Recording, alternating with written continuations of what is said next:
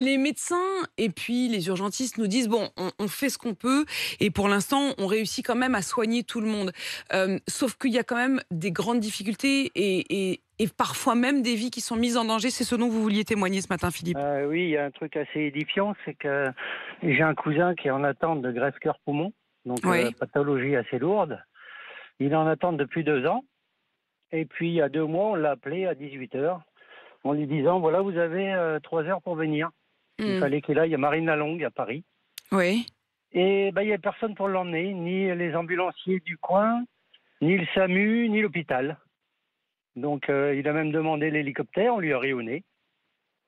Donc Donc on il lui a a dit: fini «Vous vous par débrouillez, quoi». Vous avez une greffe, il attend une greffe, cœur-poumon, depuis 2 ans, cœur-poumon en quand même, attente. enfin Ouais. et Pathologie très très lourde, il est très malade depuis des années. et Et ben, il n'y avait personne pour l'emmener. Donc au bout d'une heure, on l'a appelé à 18 heures, à 19 heures, il m'a appelé en me demandant si je pouvais l'emmener, ouais.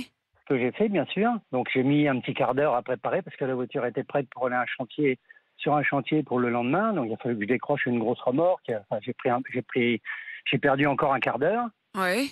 Et puis ben, on est parti sur la 4, on est parti à 5, c'est-à-dire j'avais ma fille, mon cousin qui est en attente de greffe, ses parents, donc tout le monde pleurait Ouais. dans la voiture. Ouais.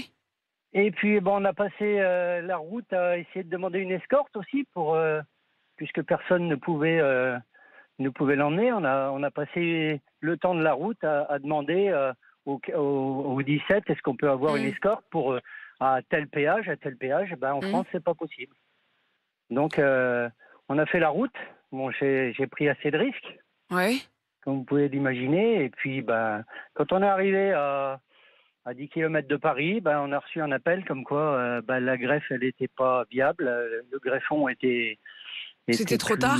plus. Alors, est-ce que c'était trop tard parce qu'on a perdu du temps? On ne saura jamais.